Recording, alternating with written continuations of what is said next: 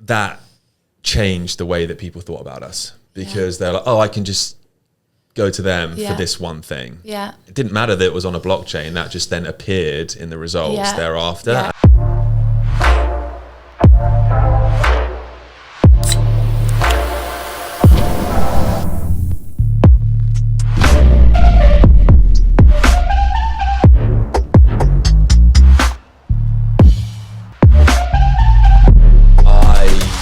Don't talk about blockchains, really. I think like the best technology becomes invisible pretty quickly. It's like, and the example I always give, and it's a bit of a trope, but like when you pay for something, you don't specify how you paid for it. Do you know what I mean? It's like, oh yeah, I cashed that coffee, or I Visa'd those shoes, or I Apple paid that.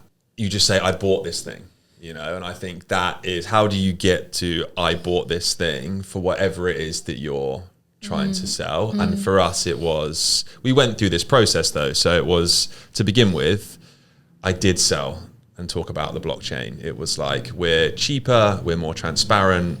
And then we were speaking to people that were going to buy ads through the exchange, and they're like, okay, I understand it's cheaper and more transparent, but what am I buying? Like how do I put cheaper and transparent into a media plan? It's like difficult to do. Yeah.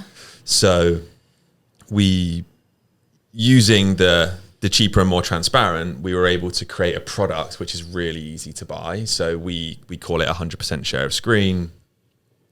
We're able to buy all the ad units on a particular page. So if you're like a luxury brand that doesn't want any other ad units on there, you can say, okay, Burberry's going to be the only ad, or a brand from LVMH is going to be the only brand. That is cool. And we do it in a way that's cheaper and more transparent than you can do it today, and can scale more easily. So they're like, okay, I want to use 100% share of screen because I don't want Cartier to be next to Rimowa, right? Yeah.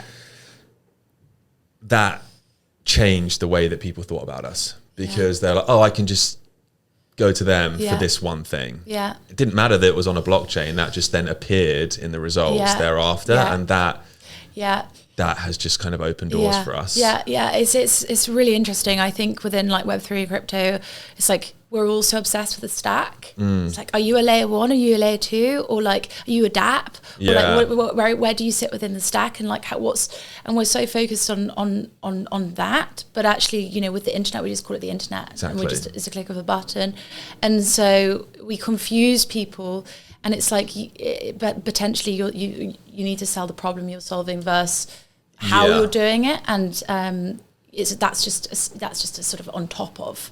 Yeah, because if you think like a lot of the touted statistics about layer 2s is like, how many transactions per second can you have, and what's the latency of transactions? And it's like, but I don't know if you've ever thought, I was like, I wonder how many transactions per second Visa are doing. You know, it's just like, I need to pay for this, I'm going to use Visa on my Apple Pay. It's like, the transactions per second or the latency of a transaction disappears if you can just do what you need to do when you need to do it. And I think that's why Solana's been really good. It's just like, it has a great UX. Like, it's still not perfect, but like Phantom's blown up because the user experience is really good, and you just buy it's just really easy to do.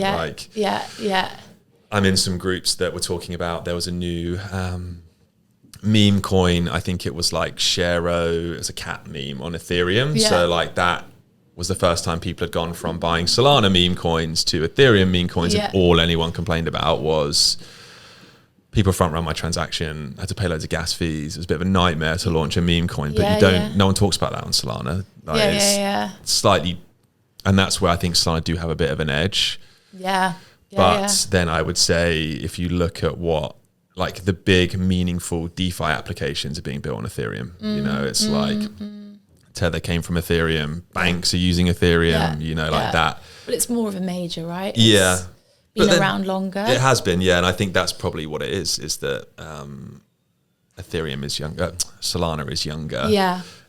But I've shouted them out 3 times in the last few episodes, but what the super team are doing down the road, that's just impressive to see that kind of grow from grassroots to now down by Amazon down the road, which is pretty sweet.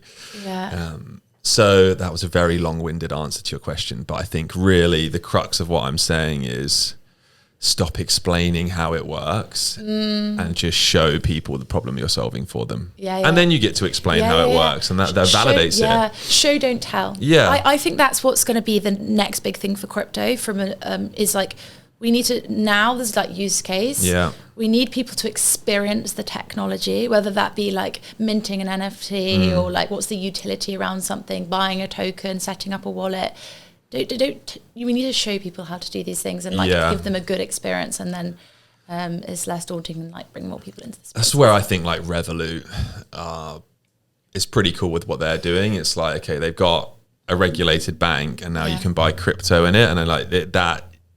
It's just a different screen in the app, and then all of a sudden they're in crypto. You know, like that is a very streamlined user experience to just go from I use this to pay for stuff to I use this to buy different kinds of even things. Coinbase though.